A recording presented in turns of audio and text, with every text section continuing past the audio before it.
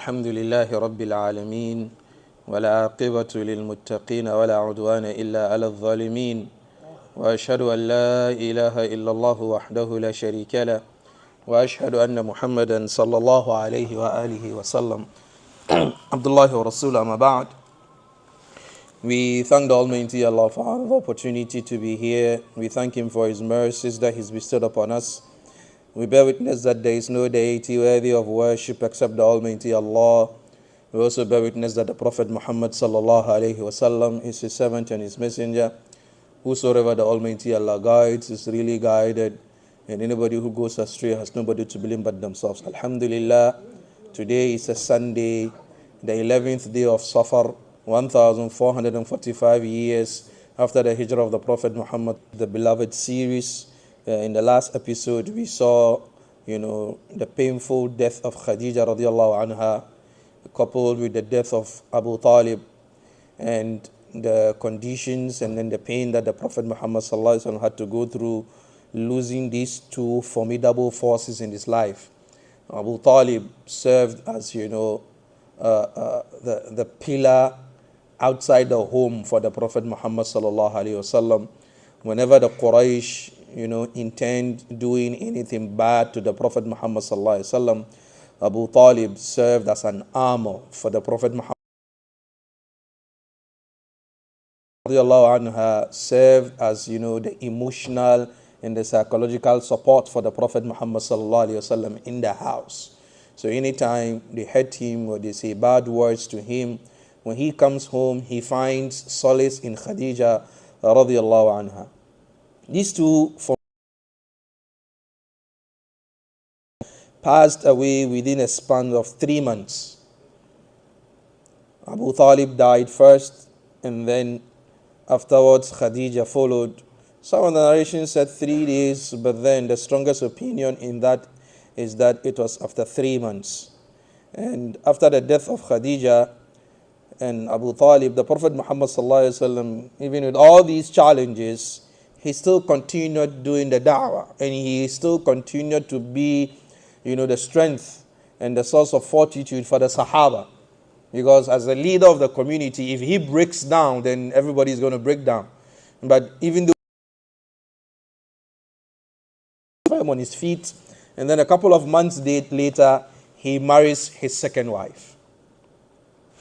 Tuzama is one of the earliest Muslims, and she went to Habasha. We spoke about the migration to Ethiopia. She was amongst the people who migrated to Ethiopia.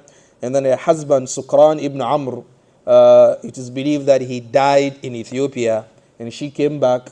And after the death of Khadija radiallahu anha, the Prophet Muhammad sallallahu alaihi wasallam married Sauda bint Zam'a. And her husband, Sukran ibn Amr, Ibn Hajar, gives us, a brief history about him in Al-Isaba, one of his books. And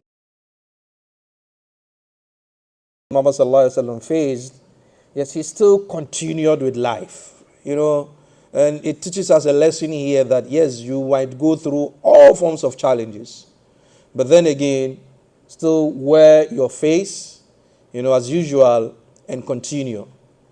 Because trials and tribulations, I always say, are the garnishing with which the food of life is eaten. So if you say because there's trials and tribulations, you're not going to continue, you're going to, fall down and, give up, and then you've lost the whole meaning of life. If life punches you in the face, try and land on your back. Because if you can punches you in the face and then you fall flat on your face, then it's very difficult for you to get up. So we pick something from here. He loses his uncle, he loses his wife, but then life must continue, even with the pain. It helps, for us. And as Muslims, these occurrences help us to move away from what? From depression, from anxiety, from falling behind, and from giving up. It's very, very important as Muslims that we understand that life is phases. Today you are up, tomorrow you'll be down. Today it's yours, tomorrow it's not going to be yours. Even when you go to the hospital and there's the monitor, to monitor, it's always ping, ping, ping, going up and down, going up and down, going up and down. It shows that the person is still alive. But if you have a flat line, it means what? The person is dead. So even in, modern day medicine, the screens, the monitors, when they want to prove that you're still alive, it's up and down, up and down, up and down, up and down, up and down. So expect life to be like that, and then face the challenges head on. You dust yourself, you get up, and then you continue. You trip, you fall, you dust yourself up, you get up, and you continue. That's, how life is. May Almighty Allah safeguard us. After the death of the Prophet Muhammad, after the death of Abu Talib, the Quraysh, when Abu Talib was alive, Quraysh couldn't do anything to the Prophet Muhammad except a few ruffians amongst them who something at him. But generally, as a community, they couldn't put in place to destroy the Prophet Muhammad to that Mecca is not, is not conducive for the da'wah. So he decides to move 50 miles from Mecca to go to Taaif to see what is going to happen in Taaif. This movement by the Prophet Muhammad leaving Mecca to go to Taaif to try there is also, I want to buy a home in Ghana. You can see that things are not moving, things are not working. Don't remain there. You see, sometimes, yes, you must persevere. Sometimes you must be patient. Sometimes you must, you must look things over. But sometimes too, you need to move away. Sometimes you need to leave strategies. Sometimes you need to look at it from a different perspective. And sometimes there is no shame in abandoning the thing, the project, whatever you set out to do, and then you can see that things are not working. The earlier the better. You abandon it and then you move on to the next project. That's how life is. But if you say, no, I'm going to remain in this thing, I'm going to make sure it's going to come out, sometimes you will not get the results. Other times when you move, then the Almighty Allah opens His doors of mercy for you. May the Almighty Allah safeguard us. So the Prophet Muhammad decided that, why don't I go to Taaif? Taaif is a tribe. And they are mostly the people found in Taaif. Why don't I go to Taaif and then try and see? And the Prophet Muhammad usually has this strategy of da'wah. He always targets the people of power, the people of influence. And the idea behind that is, when the people of power and influence accept the deen, the trickle effect is very easy. And it's a strategy in da'wah. And up to date, this is a strategy that as Muslims we must continue to use. Because when people of power and influence, when they accept something, that's why they use them for advertisement. Why do we wear Nike shoes? It's because Jordan wear them. That's it. And you want to jump like Jordan. That's it.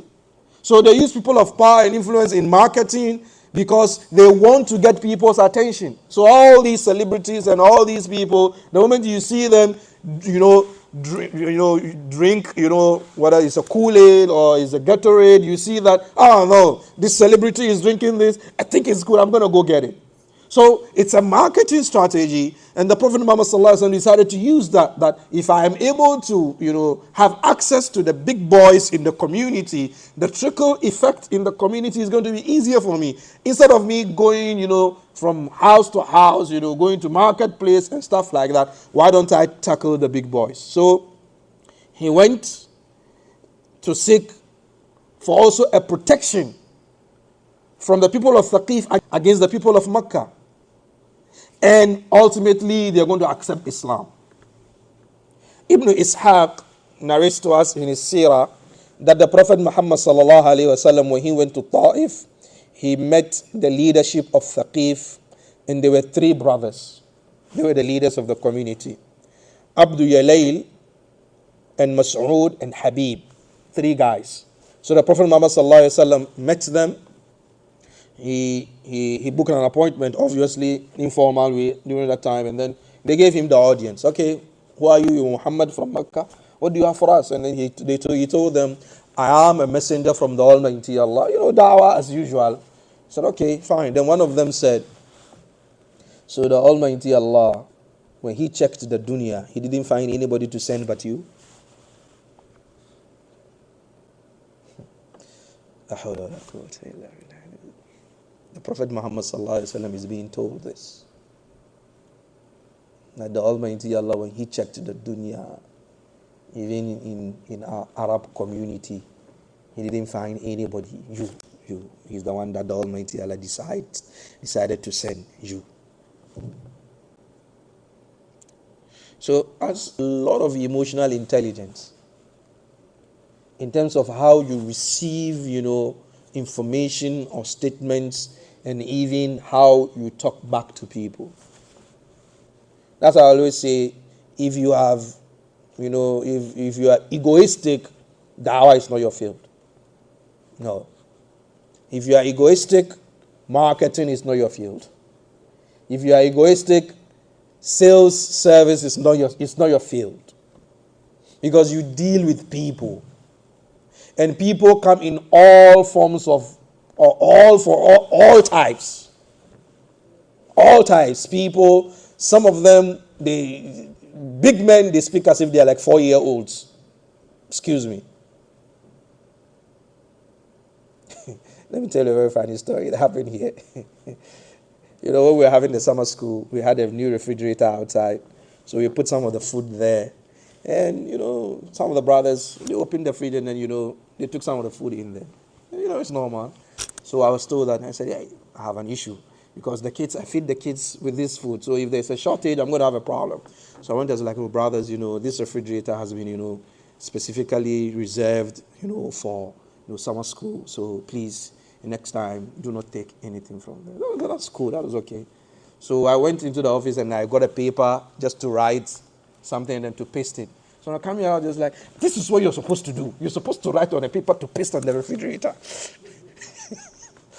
And I said, fine, but the refrigerator is there. It doesn't belong to you. So whatever is in there, you can't just open it and then take it. It's not right. Islam doesn't enter. It's like, it's okay. It's okay. So when you're going to put in your ego in dealing with people, you're going to fail. So if you know you are quick-tempered, don't involve yourself. Muslim, you need to what? You need to be a member of the community. So you need to understand these dynamics.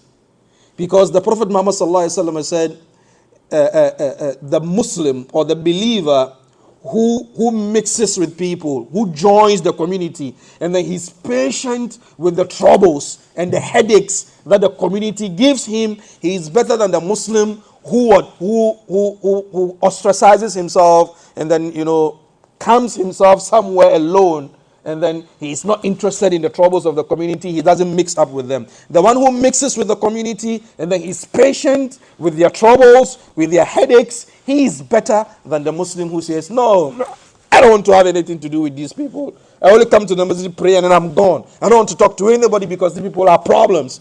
All of us are problems. Even the teeth and then the tongue have issues. So, understand that.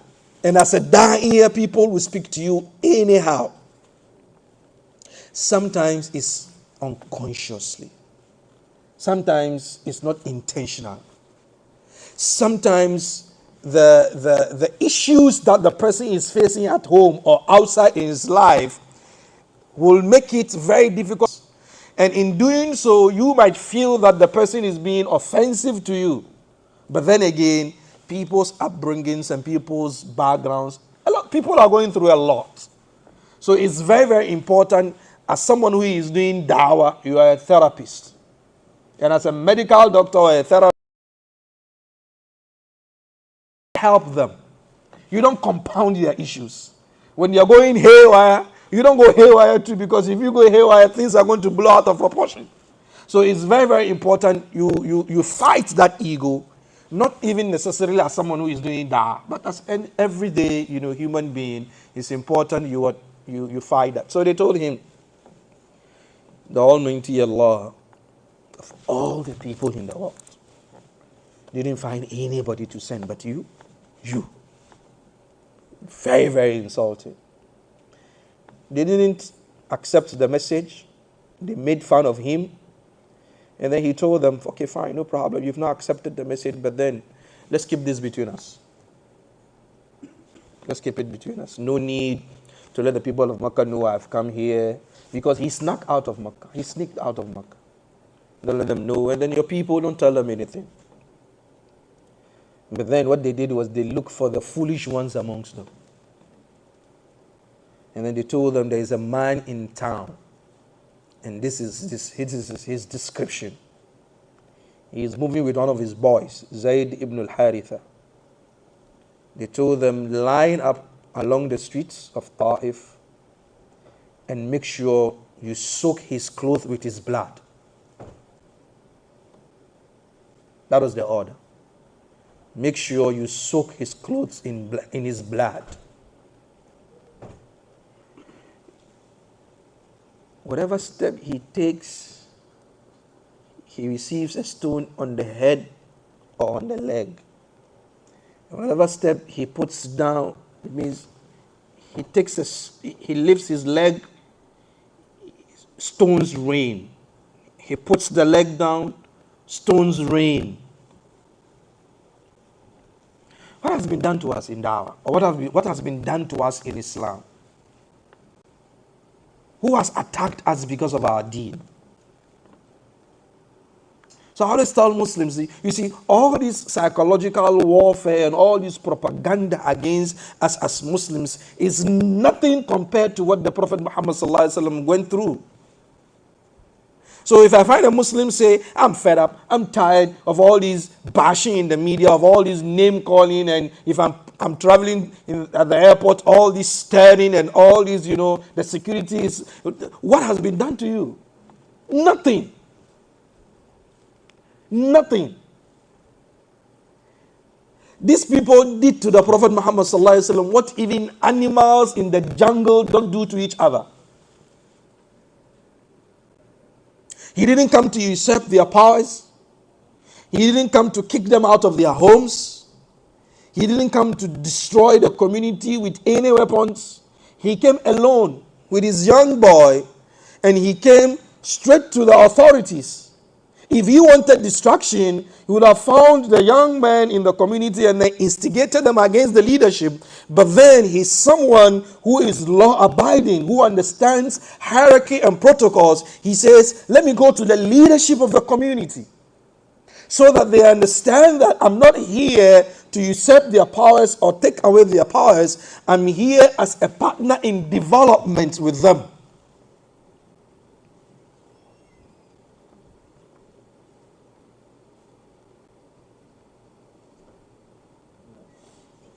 He was stoned, blood oozing from his head into his beard, his feet all muddied in his blood.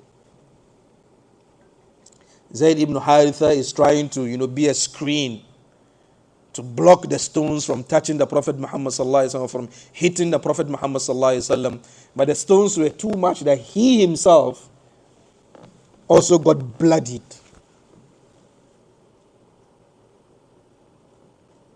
So as Muslims in the 21st century, wherever we find ourselves and whatever challenges that we find ourselves and whatever troubles we're going through against whoever, whether it is the authorities, whether it is other people of the community, whoever it is, let's look back to Taaif and what the Prophet Muhammad ﷺ went through. You realize that what we are going through as compared to what the Prophet Muhammad ﷺ went through can never be compared.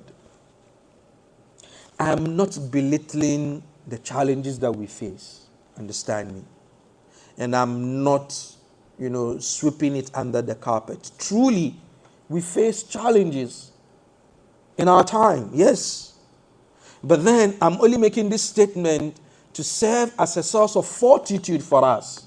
When we look at how the Prophet Muhammad ﷺ lived and what he went through and how he's able to manage the situation, that is a source of lesson for us as Muslims today when we go through the challenges that we go through, when we go through the problems that we go through. Sometimes you go through social media and then you see all kinds of things against Islam and against Muslims. Sometimes you go to some channels and then some people have targeted Islam as what? As their source of livelihood. Bashing Islam is not a full-time job, it's a 9 to 5 job for some people.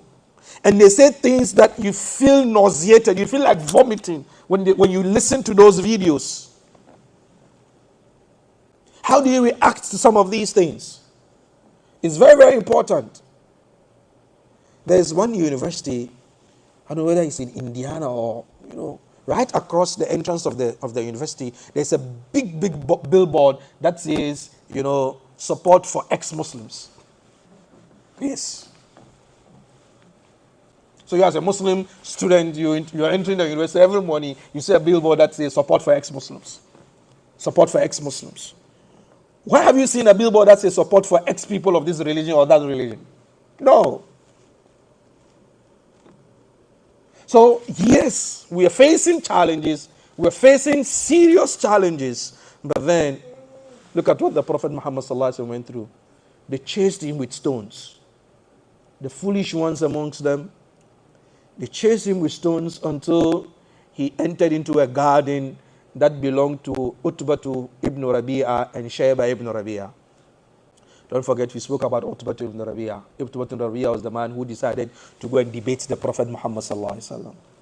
And then he ended up, losing the debate. And Abu Jahl said, the guy left here very confident. He's coming back, and his face shows that no, we've lost the debate. So these guys were wealthy men. So it's like they have, a summer house somewhere or summer building, in Taaif. So they had this, garden, summer house and they were there. They were there coincidentally. They have moved to, their summer house or their winter house. They are there. And the Prophet ﷺ was chased. He had to run into that building, not knowing who it belongs to. He didn't know who it belongs to. The scholars of Sirah are asking us and in trying to motivate us is that the Almighty Allah, if He had willed, He would have just picked the Prophet Muhammad from Mecca with Jibreel straight to Taaif. And Jibreel would just appear to the leadership of Taaif, and then if they see the angel, they start shivering and they accept Islam. And the whole of Taaif turned upside down to be a Muslim community. No, the Almighty Allah didn't do that. The Prophet ﷺ with Zayd, they walked on their foot for 50 miles to Taaif. And they spent 10 days in Taaif. If the Almighty Allah had willed, the angels would have come and they blocked all the stones that were being thrown at them. But no, the Prophet Muhammad had to go through this painful experience. Stones hitting his head, his body all bloodied. And he had to run for his life to enter into that garden. When they realized that he had entered into the garden, they went back. They left him alone. So he sat under the shade of a grape tree. And then these two men, Shayba and Utbah, they knew him. And they didn't believe in him. But then they saw what he had gone through. And the human nature amongst them. The pity and the sympathy for a cousin. So they decided to help him. So they sent Adas, servant boy, Christian boy, they sent him, said, go give it to him. So when he got there, he gave the food to the Prophet Muhammad sallallahu alaihi wasallam, and the Prophet picked up and then he said, Bismillah. He said, I'm from Mecca. He said, yes, but you are all the same people. You are all idol worshippers. You don't know Allah. How did you know Allah? He said, I am a prophet and a Nabi. Look at all this. Look at the scenario. Hey, young man, don't worry me. That could have been his answer. Young man, don't disturb me. Don't you see how bloodied I am? You're asking me, where did I learn this? But no. The emotional intelligence of the Prophet Muhammad kicks in. This is an opportunity to do dawah. So all the pain has to be put back, put aside. This guy has brought himself I need to hook the bait on him to get him. He said, I am a prophet. You are a prophet? Wow. And the prophet asked him, what is your name? He said, Addas. Where are you from? He said, I'm from Nainawa in Iraq. And the prophet said, the city of my brother, Yunus ibn Matta. Addas was like, how do you know Yunus ibn Matta? He said, I am a Nabi and he is a Nabi. And Addas started kissing the hands and the head and the legs of the Prophet Muhammad sallallahu alaihi wasallam with all the blood. And these two men are standing afar, seeing what is going on. They're like, oh man, he's got this boy too. Just go give him food. He's got him. So when Addas came back, they told him, hey young man, what did you see you do? Go give the man food. You're kissing his hands and then his feet. And he's like, what's going on? He said, that man, he is on a different level. And then they told him, hey, be very careful. لا يصرفنك عن دينك. Don't allow him to turn you away from your religion. فَإِنَّ دِينَكَ خَيْرٌ مِّن دِينِي. Your religion is better than his religion. He said, no, that man, he is a messenger of the Almighty Allah. He has said things to me that nobody knows them except a messenger of the Almighty Allah. So there is enough evidence that Addas accepted Islam. This young man, he accepted Islam. So look at the Prophet Muhammad sallallahu alaihi wasallam in this condition, in the state that we've described. The pain, the anguish, the frustration, the blood. But then he finds an opportunity to do da'wah, and then he decouples his pain from what? The mission. Because the original mission for leaving Mecca was go to Taaif and get a base in Taaif. So if the leadership of the community has not accepted, at least I've got one person. So sometimes we go out to da'wah, those of us who are on the street da'wah, going out to do da'wah on the streets. The idea is give out the message of Islam. People might accept, they might not accept. Sometimes in a day you have 5-10 people accept Islam. Sometimes you go for weeks. Sometimes you spend hours and nobody wants to look at you, even turn to you. You give them the pamphlet, they throw it away right in front of you. Some of them even tear it into pieces. Maintain the emotional intelligence. It's very, very important. At least you gave out a pamphlet. At least your appearance will stick in their mind. Excuse my language, they will say, that there's this brown dude with this beard, he just gave me a paper. Nonsense. At least you are in the person's mind. Last time I told us the story of that famous German boxer, I've forgotten his name. He was being put, there was an occasion to induct him into the Hall of Fame, boxing. Now this young Muslim woman, she goes there and then she just hands him a Quran, and that's it. That was her gift to him. She hands him the Quran. And he picks the Quran, he goes home, he puts it into his library. For 27 years, he didn't touch it. 27 years. One day he wanted to rearrange the books in his library, and then he said this, wow, that time, this young lady. So he just picked the book and then he started reading. It was like, whoa, I should have read this book long time ago. And then he becomes a Muslim. No, it's been a while. He becomes a Muslim. And then what does he do? I'm famous. Why don't I use my fame? So he goes onto the streets doing da'wah, street da'wah. And then he has his Quran and some of his, literature and pamphlet for Islam. And then you see him, oh man, how, Western world we behave with, celebrities. Oh man, can I get an autograph? And then he autographs the Quran and gives to you. He autographs, a pamphlet, he gives to you. So of course, you got this from, this big guy. So you start reading. Through his street dawah, more than 400 Germans accepted Islam. So it's very important we don't belittle the efforts that we make in doing dawah. Even if it's, it's a kind word.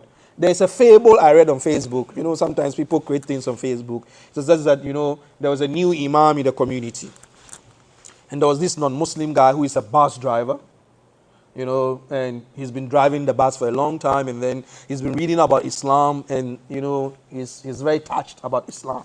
So he got to a point where he was contemplating, I think now I must accept Islam. And then he hears that in their neighborhood, there's a new imam.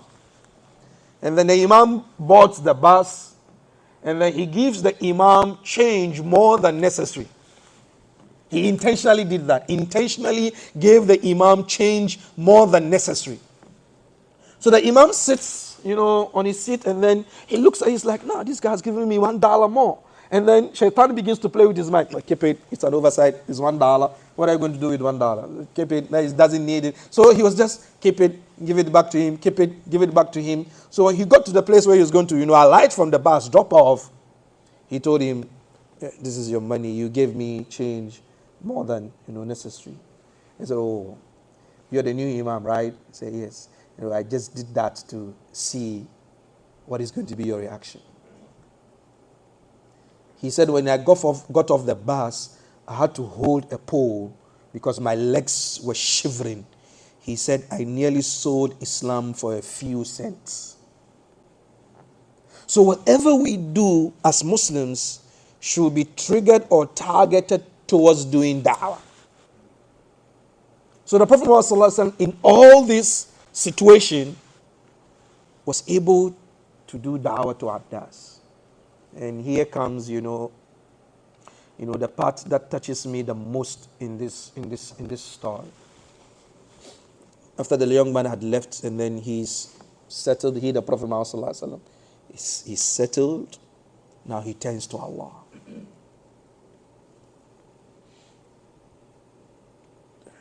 This dua is very emotional. Allahumma ilayka ashku da'fa quwwati. He said, oh Allah, I complain only to you of my weakness. That's what the Prophet ﷺ, he said, oh Allah, it's only you that I complain to about my weakness.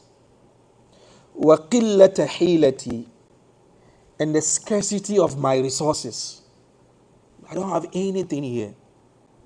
I'm not complaining to anybody. It's only you, Allah, I'm complaining. I'm weak. I don't have any resources. وَهَوَانِي عَلَى النَّاسِ, and this humiliation that these people have put me through, I only complain to you, Allah. Ya Arhamar Rahimin. Oh, most merciful of those who are merciful. Anta Rabbul Mustada'afin. You are the Lord of the weak. Whoever is weak, Ya Allah, you are the person's Lord. Wa Rabbi wa Anta Rabbi, you are also my Lord. Ila man takiluni. To whom have you entrusted me, Ya Allah? Who is my affairs with him? I'm weak. I don't have any resources. These people have humiliated me. Ya Allah, to whom have you entrusted me? Who is going to take care of me? Ila ba'idin yatajahamuni.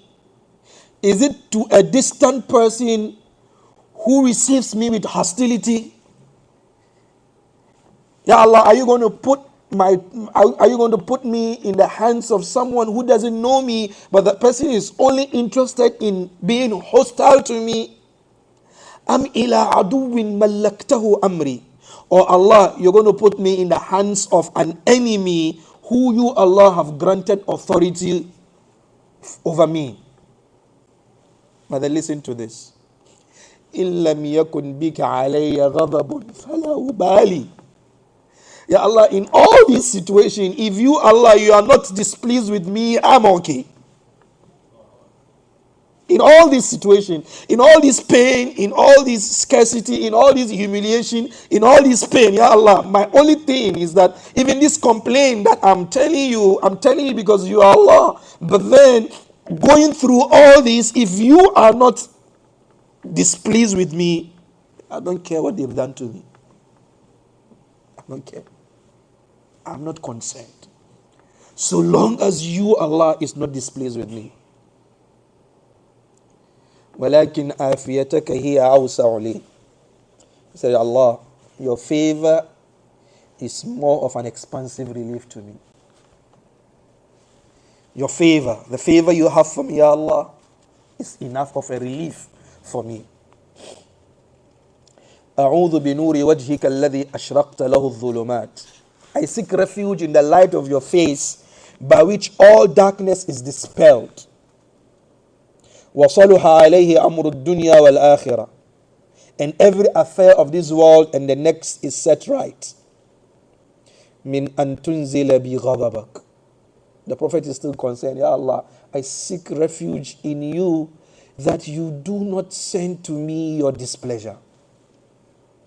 The Prophet is saying, Ya Allah, don't send your displeasure to me.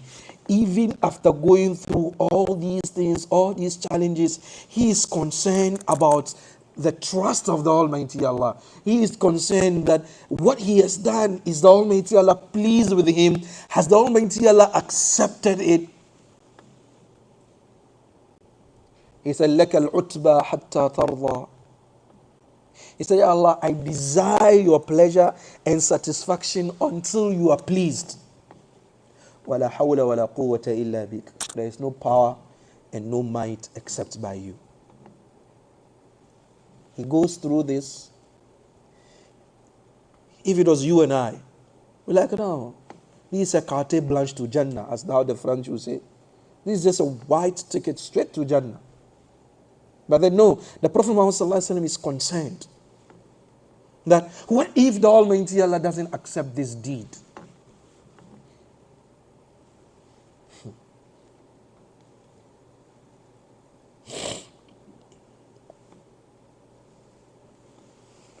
This story, Ibn Ishaq narrates to us, and Imam al-Albani and some of the scholars have had, some comments concerning the chain of narration. But then the story is mirrored in Bukhari and Muslim. Aisha radiallahu anha asked the Prophet Muhammad sallallahu alayhi wa sallam, and she said, Ya Rasulallah, hal ata alayka yawmun kana ashadda alayka min yawmi Uhud. She said, Ya Rasulallah, you've always told me that Uhud was a very difficult day for you. The battle of Uhud was a very difficult day for you. But Ya Rasulullah, have you met a more difficult day than Uhud? He said, لَقِيتُ مِنْ قَوْمِكِ مَا لَقِيتُ. He said, Aisha, I've gone through a lot. With these people, I've gone through a lot. وَكَانَ أَشَدُّ مَا لَقِيتُ مِنْهُمْ يَوْمَ الْعَقَبَةِ. He said, the most difficult day I ever seen in my life إِذْ عَرَضْتُ نَفْسِي عَلَى ابْنِ عَبْدِ يَلَيْلِ ibn Abd Kilal, is the day I presented myself to the people of Taaif, to Abd Yalayli ibn Abd Kilal. فَلَمْ يُجِبْنِي إِلَى مَا أَرَدْتُ. They didn't respond to me of what I wanted from them. فَانْتَلَقْتُ وَأَنَا مَهْمُونٌ عَلَى وَجْهِي. He said, I left a very pained person. You could see the pain on my face, that I was in pain. فَلَمْ أَسْتَفِقْ إِلَّا وَأَنَا بِقَرْنِ الثَّعَالِبِ. He said, I didn't come back to myself until I got to Qarn Tha'alib. And Qarn Tha'alib is about 5 miles from Taaif. So in the pain, in the frustration, and then walking, he couldn't come back to himself until he got to Qarn Tha'alib, 5 miles of walk. That is when he was able to come back to his senses, if that's the right term to use, to come back that this is what he's in. فَرَفَعْتُ رَأْسِي. I lifted my head. فَإِذَا أَنَا بِسَحَابَةٍ قَدْ أَظَلَّتْنِي. He said, what was even, astonishing was that there were some clouds that were hanging over my head. So the Almighty Allah sent clouds to protect him as usual from the heat of the desert.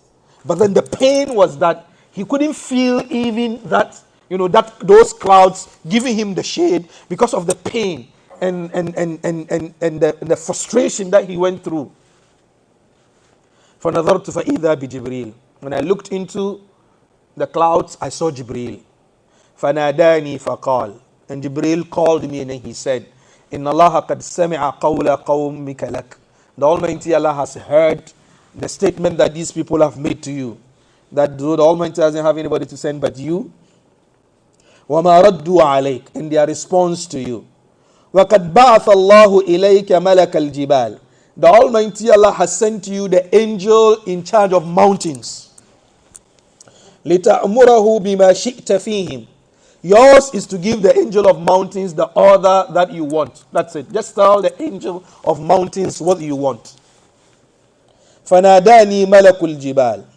Then the angel of the mountains called me.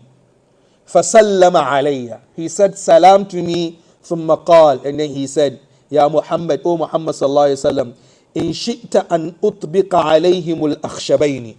If you want, I'll just bring the two stones and then grind them with it. That's it. Because Taaif is between mountains. I'll just uproot the two mountains and then just crush the two mountains on them. That's it. فقال النبي صلى الله عليه وسلم. Imagine I go to do da'wah and then the people in the community, they beat me up. And then the cops come. And the cops tell me, okay, Imam, what do you want us to do to these people? I wouldn't say shoot them, no. I would say go get some sticks and beat them. That's me.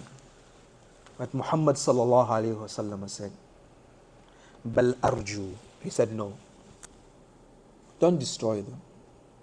Don't grind them. Don't crush them. I only hope. See, I only hope أن يخرج الله من أصلابهم, that the Almighty Allah is going to bring from their loins من يعبد الله وحده ولا يشرك به شيئا. I just hope that the Almighty Allah is going to bring forth from them, from their loins, people who will worship the Almighty Allah and will not associate anybody with the Almighty Allah.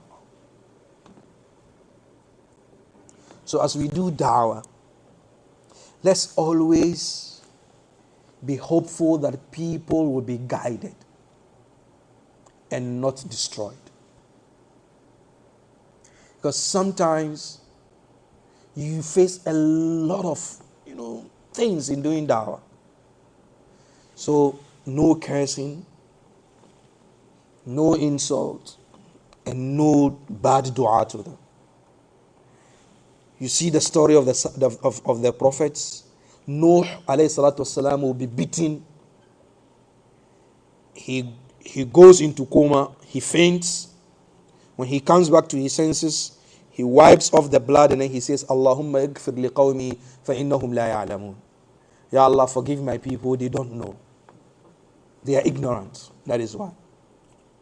So as we do da'wah, and especially for those of us on the aqidah of Ahlus Sunnah wal Jama'ah, those of us on the manhaj, let's be very careful the way we relate to people that we do not agree with.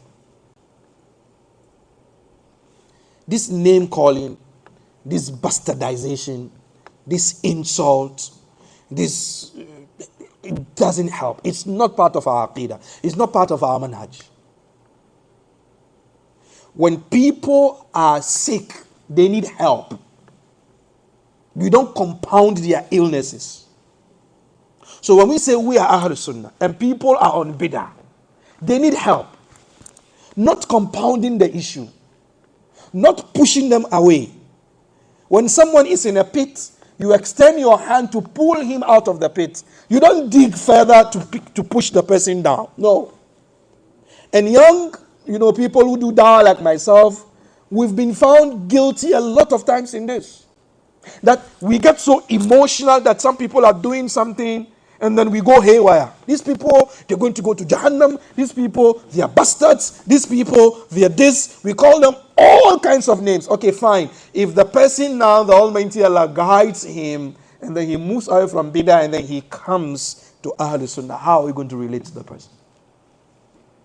After you've bastardized the person, you've insulted the person, you've called them names? No. So let's be very, very careful in doing that. So the Prophet Muhammad sallallahu alaihi wasallam was concerned that, no, don't destroy them. Maybe the Almighty Allah is going to bring forth from their loins, people who are going to worship the Almighty Allah. I think we have some time. After this incident, the Almighty Allah strengthened the Prophet Muhammad sallallahu alaihi wasallam with an incident before even the Prophet Muhammad sallallahu alaihi wasallam went back to Mecca. Some people might say, okay, fine, the expedition to Taaif was a total failure. But then no, at least he got to one person, Abdas, who believed in him. So it was not a failure. Secondly, the bigger one was that when he was going back, don't forget we said he spent 10 days in the whole trip. When he was going back, he got to a place where he decided to do his Qiyamul Layl. In all this pain. And then the Almighty Allah, a group of jinn were moving from Yemen to Sham. And then the Quran disturbs their radar. They're traveling. The Quran, affects their network. The Prophet was praying, and then they got there and they were like, wait, guys. وَإِذْ صَرَفْنَا إِلَيْكَ نَفَرًا مِنَ الْجِنِّ يَسْتَمِعُونَ الْقُرْآنِ. Don't forget, Ya Rasulullah, when I, the Almighty Allah, sent you a group of jinn, and they came and then they were listening to the Quran. فَلَمَّا حَضَرُوهُ. When they got to the place where the Prophet was reading the Quran, قَالُوا أَنصِتُوا. Jinns were telling each other, shh, keep quiet. فَلَمَّا قُضِيَ. After the Prophet Muhammad has finished his salah, they were moving from Texas to New York. They got to Philly, and then it's like, no. The program in New York is cancelled. Let's go back to Texas. The people in Texas need to hear the Quran. فَلَمَّا حَضَرُوهُ قَالُوا أَنصِتُوا فَلَمَّا قُضِيَ وَلَّوْا إِلَىٰ قَوْمِهِمْ مُنذِرِينَ. They turned back and then they went back to their people. They believed in the Prophet Muhammad sallallahu alaihi wasallam, and the next action was to do what? To do da'wah. So the Almighty Allah is telling the Prophet Muhammad sallallahu alaihi wasallam, don't worry. If these people didn't believe in you, I have caused the jinn to believe in you. If these people didn't accept your message, even though you went out there and then put in the effort, I have made the jinns to accept your message when you didn't even speak to them at all. So this is an emotional and a psychological win and a psychological support for the Prophet Muhammad sallallahu alaihi wasallam, in the sense that if human beings do not believe in you, I, the Almighty Allah, have caused jinns to believe in you. And they say, and because of that, a whole chapter, Surah Al-Jinn, is revealed in that regard. And inshallah, when you go home, you look for Surah Al-Jinn in the Quran. Is between Surah Al-Mulk and Surah Al-Naba, and you can read it and pick some lessons in there. Finally, the Prophet Muhammad sallallahu alaihi wasallam now goes back to Mecca. He wants to enter Mecca, but then there is a challenge. What's the challenge of entering Mecca? He is wanted in Mecca, and he must go back.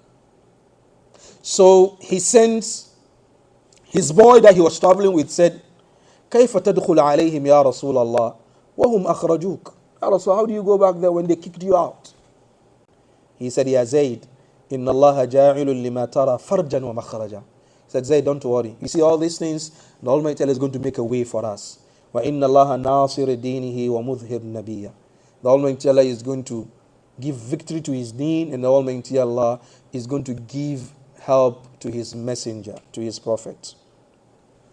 So he sent, what they normally do at that time is that you will send your request to someone. So imagine people seeking asylum. Present day, stuff. They come to the border and then they tell their case, and then the officers, they give them whatever paperwork. Just imagine something like that. So the Prophet ﷺ was looking for someone who is going to grant him that asylum. Meaning he is going to be in the shade of the person to enter into what? Into Mecca. So if the person is someone of power and influence, now up to now, people of power and influence are very, very important.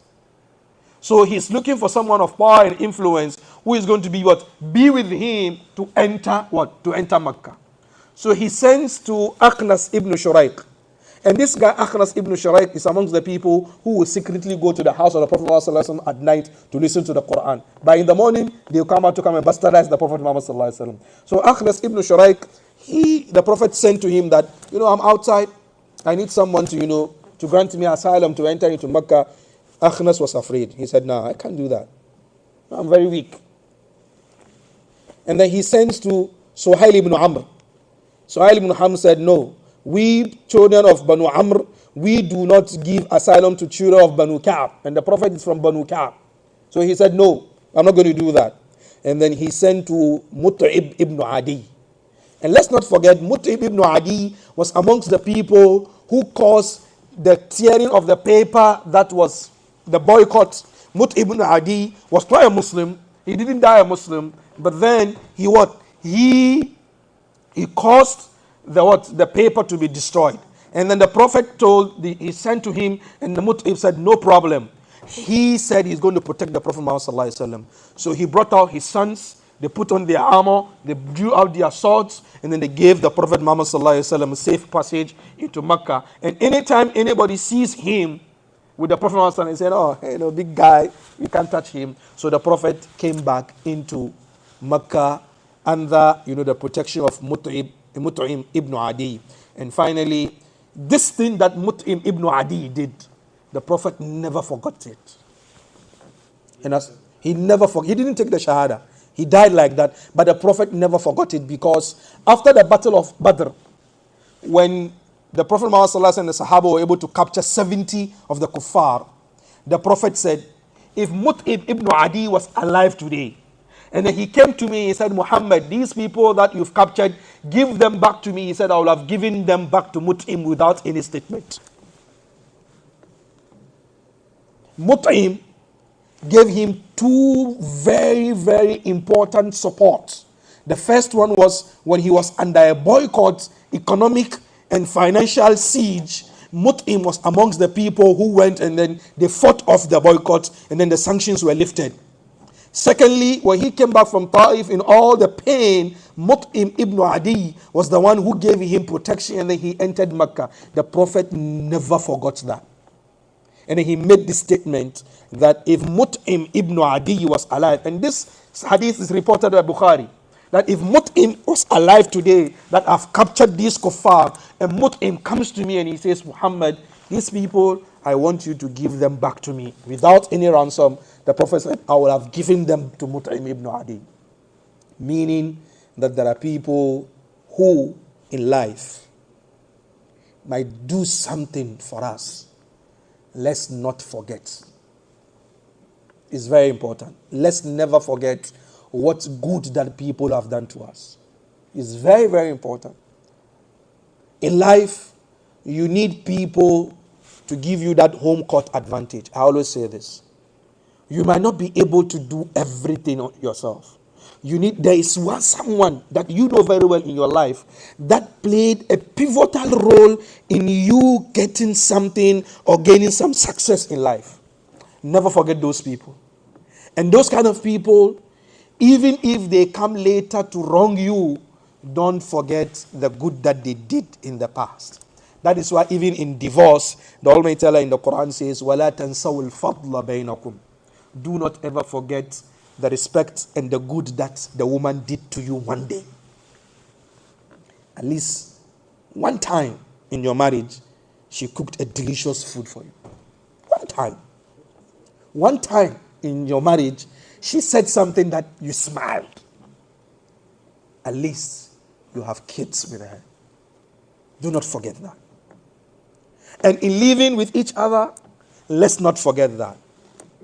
That someone might do something for you that you know very well that at that critical moment, he is God sent. Don't forget that. Do not forget that. The Hausa people have a saying that they say, Butulu shine when they came and tower the Jia. The ingrate is the one who forgets what happened yesterday. Today, he's okay. Today, he's fine, he's on his feet. He forgot that the days past, he was lodging in your basement. And for free. But today, he has a mansion And then he sees you, and then even the salam is a cold salam.